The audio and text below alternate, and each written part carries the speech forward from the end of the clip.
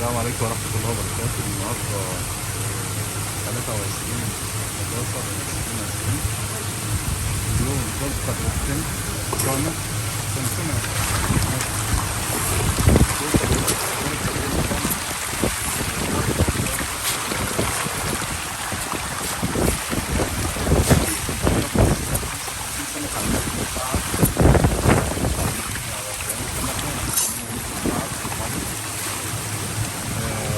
عايزين نوصله يعني 220 ل 250 جرام.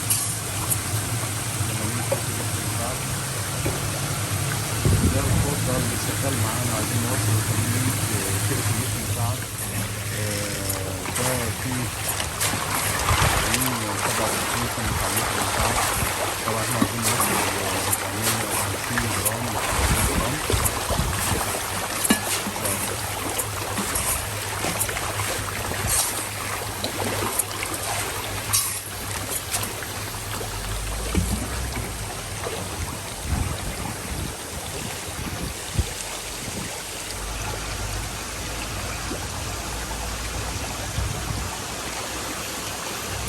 تعالى مثل ده الحوض المكثف كمان اللي احنا بنكثف فيهم 2 طن على 50 متر مكعب. ده الحوض 50 متر مكعب.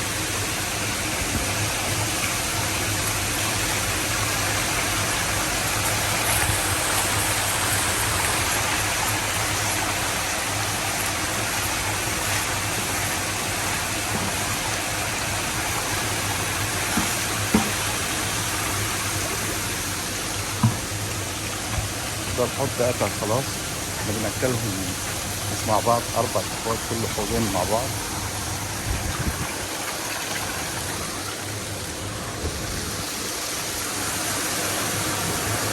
وده الحوض برضه 2 طن.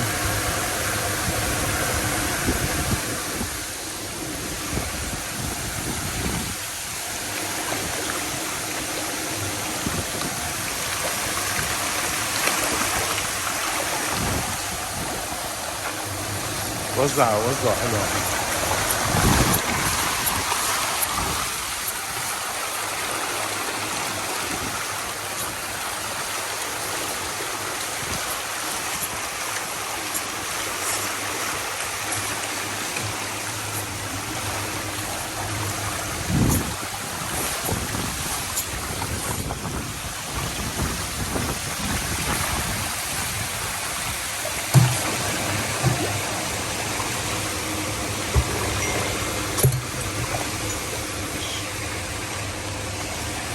طبعا حوضين التجربة الأولانيين، في حوض كان بدايته 218 جرام، وعايزين نوصله ل 400 500 جرام السمكة، والكثافة 80 كيلو على المتر مكعب. وفي حوض بقى بنعمل تجربة لأول مرة، اللي هو كثافة 355 سمكة على المتر مكعب. عايزين نوصله ل كنا بادئين ب 100 جرام، عايزين نوصلهم ل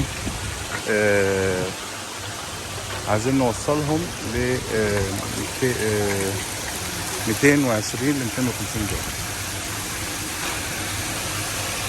نخلص على كده.